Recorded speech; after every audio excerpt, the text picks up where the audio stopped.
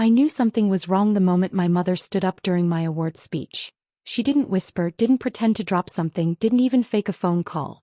She just rose from her seat in the front row, my front row, and walked out as if the air had suddenly become unfit for someone like her. My brother followed a second later. My sister, half smiling as if apologizing for the inconvenience, gave me a small wave before slipping out behind them. I kept talking. Because that's what you do when the people who were supposed to be proud of you decide they have someplace better to be. The audience didn't know where to look. At me accepting the National Emerging Innovator Award or at the trail of my family disappearing through the auditorium doors like a coordinated evacuation. I cleared my throat, smiled, and continued my speech. The show must go on, they always say. Who knew it referred to humiliation too? Context in case you think I'm overreacting. This wasn't just any award. It was the kind of recognition people frame, brag about, list on resumes until they die. It was a night I'd imagined since I was 17, scribbling prototypes on the back of biology worksheets while my mother told me real success was marrying someone stable.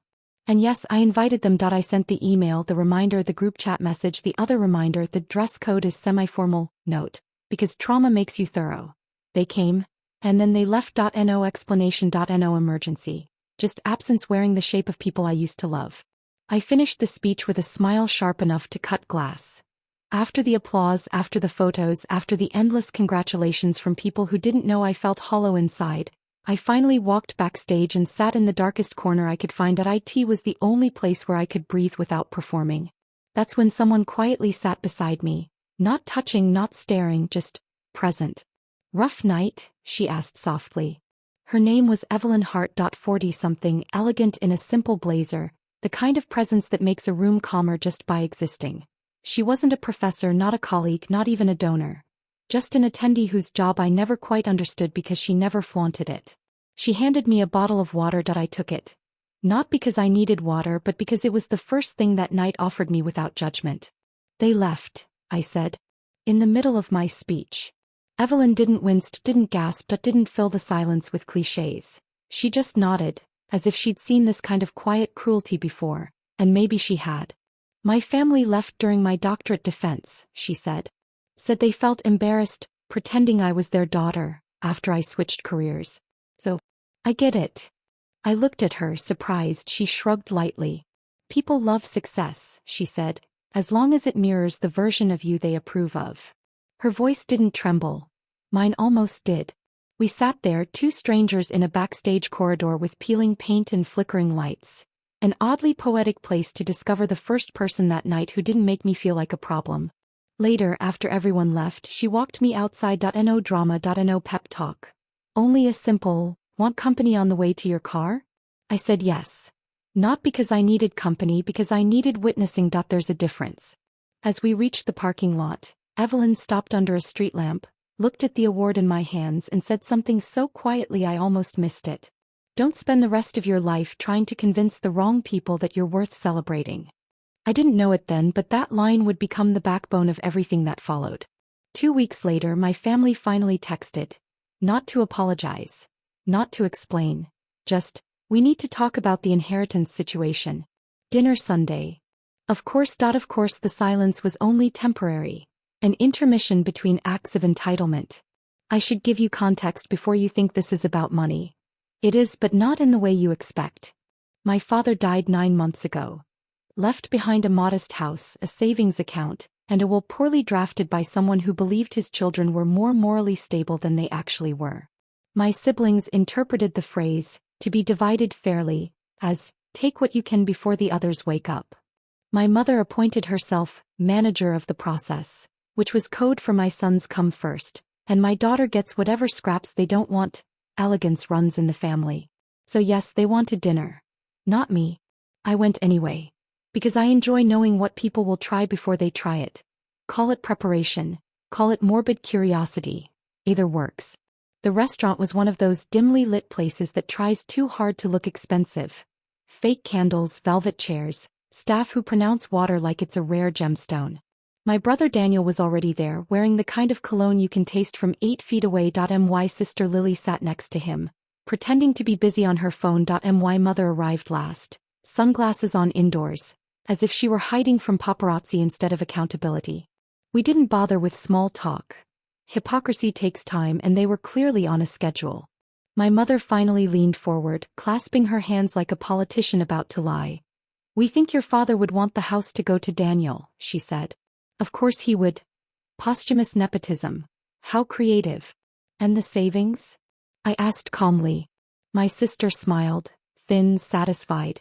"We were thinking of using those for a family business venture," she said. "Just the three of us. You don't have to worry about it." Translation: you don't get a cent. I took a breath. Slow. Measured. The kind of breath people take in movies before deciding whether they're going to be heroic or destructive. "Interesting," I said. "Because I spoke to Dad's lawyer." Three faces froze. There it was, the first crack in the facade. "And he said something curious," I continued. "He said Dad updated his will 6 years ago. And the phrase wasn't, to be divided fairly. It was, to be divided equally." Daniel stiffened. Lily swallowed. My mother's sunglasses slipped just enough for me to see her pupils shrink. "But maybe you misremembered," I added lightly. "It happens." And right there, in the silence that followed, I had the sudden, almost comedic realization that my family's love had always been conditional on me staying small enough to control. And honestly, I felt tired. I'd expected anger, maybe shouting. Instead, Daniel smiled the way people smile before they commit a tax crime. "Well," he said, "we just assumed you didn't need the inheritance given your award." A award, the one they walked out on. Now it was suddenly evidence that I didn't deserve money I was legally entitled to. Families are adorable. That was when the waitress arrived, thank God for timing, with water. She looked at me a moment longer than necessary, which is how I realized my face had gone rigid. "You okay?" she whispered. It startled me. People don't usually ask. "Yes," I said. "Just here with my family." She gave me the same sympathetic look people reserve for injured birds. "Good luck," she murmured. She walked away. My mother leaned closer. "You're being dramatic," she said. "As usual." There was the family anthem. And right there, right at that table with the fake candles and overpriced plates, I felt something I hadn't felt in years. Clarity. Sharp, cold, unmistakable. "I'm not being dramatic," I said. "I'm being done." Three faces blinked at the same time. Synchronization was their only real talent. Before they could respond, something unexpected slipped out of my mouth. "Do you know who showed up for me that night?" A stranger. Someone who had no obligation to applaud for me, did. I wasn't planning to say her name, but her existence hovered at the edge of my courage like a hand on my back. My own family walked out. "And you expect me to trust you with fairness?" My mother scoffed. My siblings stared. The room held its breath. Here's the ironic part. And the universe does love irony. In that moment I realized Evelyn was more family to me than the three people sitting across the table. And yes, here comes the mandatory interlude. My personal opinion. People show their true values not in crisis, but in someone else's triumph. And my family failed the easiest test. "And you? Do you agree with me or would you have seen it differently?" I stood. Calmly, elegantly even. "I'll be handling the inheritance directly with the lawyer," I said. "Feel free to exclude yourselves from my life the same way you excluded yourselves from my success." Daniel muttered something. Lily looked at her nails. My mother rolled her eyes. I left without waiting for a reply. When I got outside, the cold night air felt cleaner than the restaurant oxygen. I pulled out my phone. Scrolled. Found Evelyn's contact, the woman who'd sat beside me in the dark without asking for anything. And before I could overthink it, I typed, "Do you still give advice to people who are finally learning how to stop choosing the wrong family?" I didn't expect her to answer immediately. She did. Always. And that was how the next chapter of my life began. Not with applause. Not with my family. But with a stranger under a street lamp, telling me I didn't have to shrink anymore. Evelyn chose a small cafe for our first meeting. Her word, not mine. "It's neutral ground," she said over the phone. "Not a home, not an office, not a battlefield. Just human territory." She had a point. My mother would have picked a place where everyone could see her pretend to be supportive. Evelyn picked somewhere the barista barely looked up. The cafe was quiet, all soft lamps and worn wooden tables. The kind of place where people write novels they'll never finish. She was already there when I arrived, reading something on her tablet. Glasses on, hair tied back. No performance.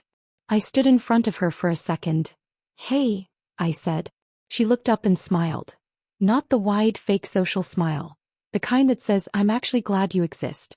You look less like you're about to pass out this time, she said. That's debatable. She pointed to the chair. Sit. Tell me what happened. So I did. I told her about the dinner, the will, the way they tried to erase me from my father's legacy with a smile, and a business venture that I told her about the lawyer, the phrase divided equally, the way my mother called me dramatic for wanting what was mine. I expected her to interrupt. To offer solutions. To say I was overreacting or underreacting. She didn't. She listened like every word mattered. That alone felt revolutionary. When I finished, she stirred her coffee once, slowly, then said, They're not afraid of losing the money. They're afraid of losing control. I blinked. You got all that from one dinner? I got that from being alive, she said dryly. Also from having my own charming family. You too. Oh, absolutely. My parents spent years telling me education was a waste of time. Then the moment my research got published, they acted like they'd always believed in me. People don't hate your success. They hate when it proves they were wrong about you. She said it like a joke. It wasn't. I looked at her. So what did you do? Made my world smaller, she replied. Fewer people, more truth. You. I exhaled. Right now I'm stuck between wanting to fight for what's mine and wanting to burn every bridge and pretend they're strangers. She studied me for a second. You know you're allowed to do both, right? She asked. Fight for your rights and still walk away afterward. Law and affection don't have to be a package deal. No one had ever said it that clearly. I'd always been taught that if you defended yourself, you were destroying the family. Apparently the family destroying you was just culture. Do you think I'm overreacting? I asked. She gave me that look again, the one that saw through my need for permission. I think you're underreacting, she said. But you're learning. That's something. The legal part started quietly. Emails from the lawyer. Drafts of documents. An invitation to a formal meeting where everyone would pretend to be civil while planning each other's financial deaths. We need to review your father's assets in person, the lawyer said over the phone. Given the tension, I suggest you bring someone you trust. It helps. I almost laughed. Someone I trust. The list was short enough to fit on a sticky note. One name. I hesitated before calling her. Evelyn. Do you have any plans next Thursday at 2? Is this a date or a court-adjacent meltdown? She asked. Somewhere in between. She didn't ask for details. Send me the address, she said. I'll be there. I almost cried. Instead I said, thank you, like it was a casual favor and not life support. The law firm smelled like old paper and anxiety. Mahogany shelves, framed diplomas, the usual performance of credibility. My brother and sister were already in the conference room when I arrived. My mother sat at the head of the table as if she'd earned the position through anything other than stubbornness. They were mid-whisper when I opened the door. The whisper stopped. All eyes turned to me, then slid past me when Evelyn entered behind. My sister narrowed her eyes. Who's this? This, I said calmly, is the person who showed up when you walked out. Silence. The lawyer, gray suit, polite smile, cleared his throat. Shall we begin? We sat. I took the chair beside Evelyn. She opened a small notebook, clicked a pen, and then did absolutely nothing with either. Pure theater of calm. The lawyer started reviewing the will line by line, page by page. Furniture sold and divided. Car sold and divided. House shared between the 3 siblings unless unanimously agreed otherwise. No mention of Daniel's divine right of real estate. No clause declaring my sister queen of family business ventures. Just equality written in ink. My mother shifted in her seat. There must be a mistake, she said. My husband told me the house. The house is explicitly listed as shared, the lawyer said gently. Any alternative arrangement would need all 3 children's signatures. He said all 3 slowly as if teaching a vowel to a toddler. Daniel tapped the table. She doesn't even need it, he snapped, nodding toward me. She has her career. Her award. Whatever. Actually stayed. I took care of Dad. I was there. There it was.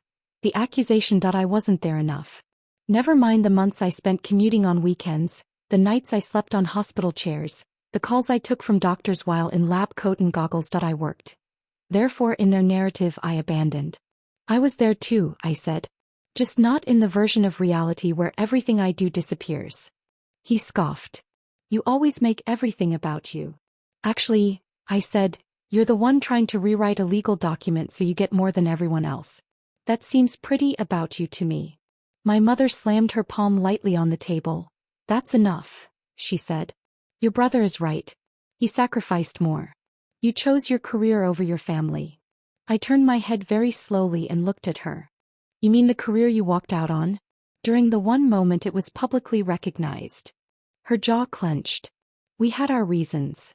Sure, I said dryly. The main course was taking too long, right? The lawyer gave me a discreet look that said, please don't start a street fight in my conference room. Evelyn, on the other hand, leaned back, crossed her legs, and watched like someone at a very satisfying play. She spoke for the first time. May I say something? She asked. All eyes turned to her. And you are? My mother repeated, no longer masking the disdain. I'm the person she asked to be here, Evelyn replied, calm as water. Which should tell you a lot. The lawyer nodded. If it's brief, Ms. Hart. She folded her hands. Legally this is simple, she said. The will says equal. Equal is not a debate, it's a distribution. What I find interesting is not the law. It's the insistence that she doesn't need her share. My sister rolled her eyes. Here we go. Evelyn continued as if she hadn't spoken. It sounds less like a financial argument, she said, and more like punishment. As if her success disqualified her from belonging, and now you'd like it to disqualify her from inheriting too.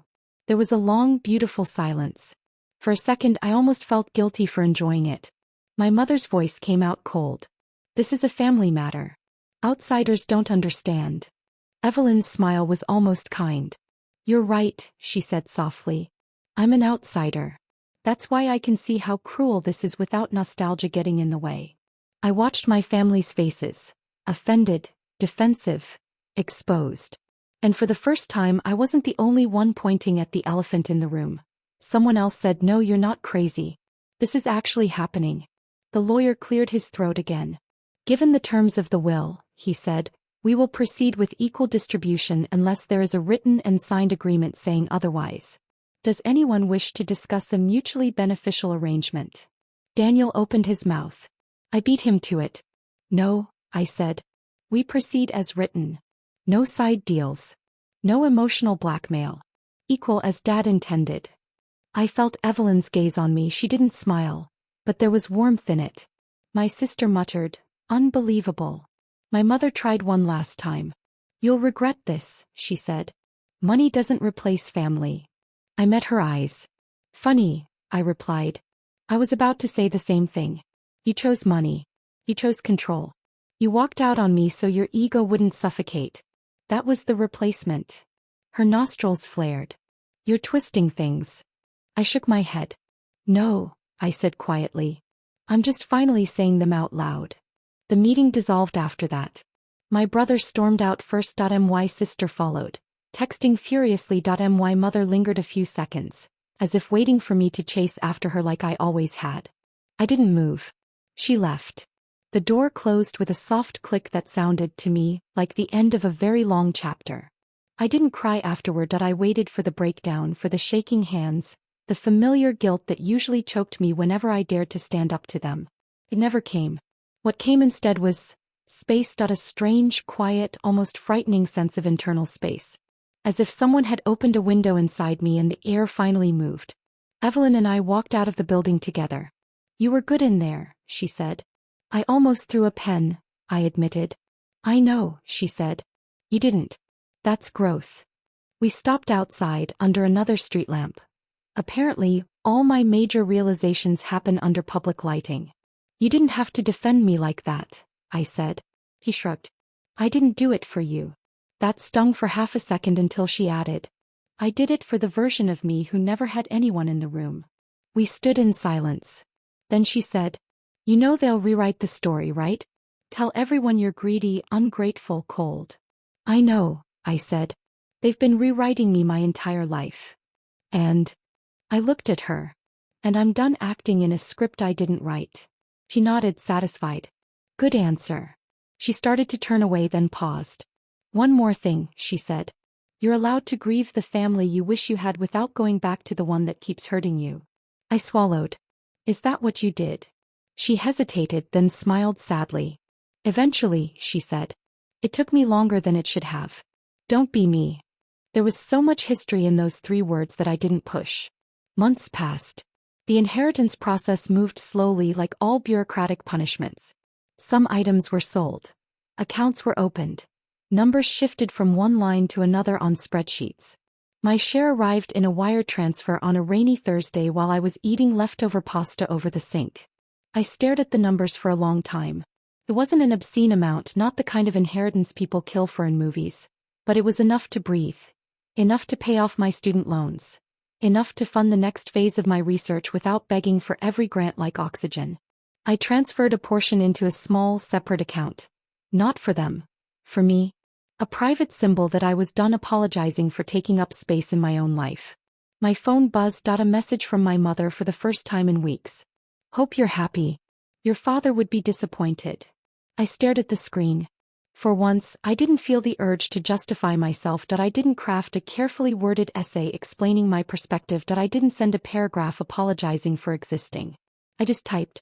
I think he'd be disappointed it took me this long to stop letting you decide what I deserve. Then I blocked her. I expected regret. Regret didn't come either. What came was relief. Look, I know people romanticize forgiveness and endless second chances.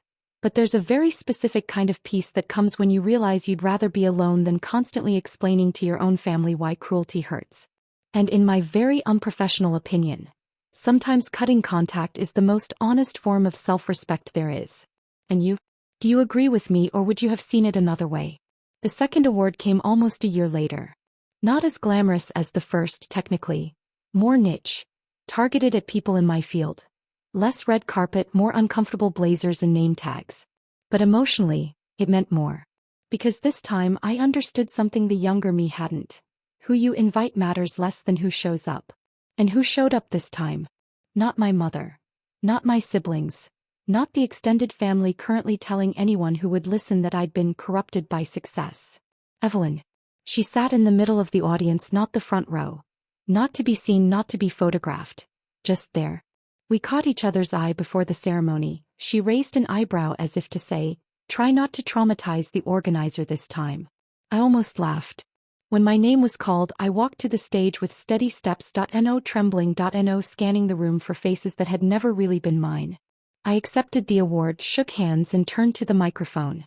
The lights were bright. The applause was loud. And yet, I felt strangely calm. As if every bad memory of being small had been replaced by that single image of a stranger sitting beside me backstage a year ago. Good evening, I said. I was asked to keep this speech short, which is ironic given how long the journey has been. A few polite chuckles. I could stand here and list all the challenges I faced, I continued. The late nights, the failed experiments, the rejections. But that's not what I want to talk about. I paused. I want to talk about absence. The room quieted.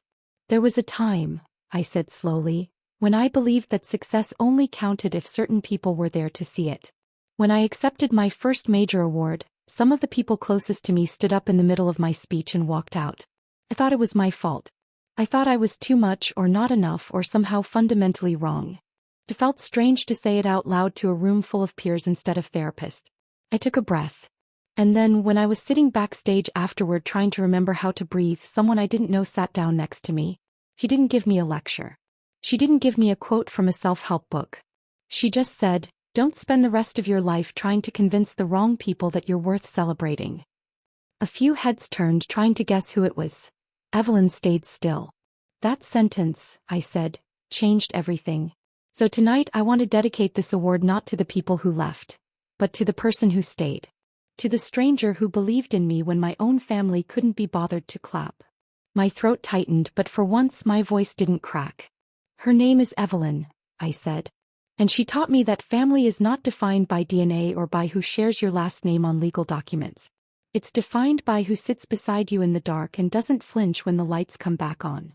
Silence. Real heavy listening silence. I know many of you have your own versions of this story, I went on. Parents who never approved. Partners who got smaller when you grew. Friends who disappeared when success stopped being hypothetical. If that's you, I hope you find your Evelyn. And I hope you become someone else's. I glanced at her, her eyes were shining. She didn't look away. I used to think my worth depended on certain people finally understanding me, I said. Now I understand that some people would rather rewrite history than admit they were wrong about you. Let them. You have work to do. I ended simply. Thank you for this award and for listening. And to those of you who show up for others without fanfare, without obligation, without applause, this is yours too. Applause rose like a wave. It wasn't the wild, screaming kind you see on TV. It was steady, sincere. I stepped back from the microphone. As I left the stage, several people stopped me. A woman with tears in her eyes who said, "My father left during my graduation ceremony." A man who murmured, "My brother pretends my career doesn't exist." Another who simply whispered, "Thank you for saying it out loud." By the time I reached the exit, my chest ached in that strange way where pain and healing collide.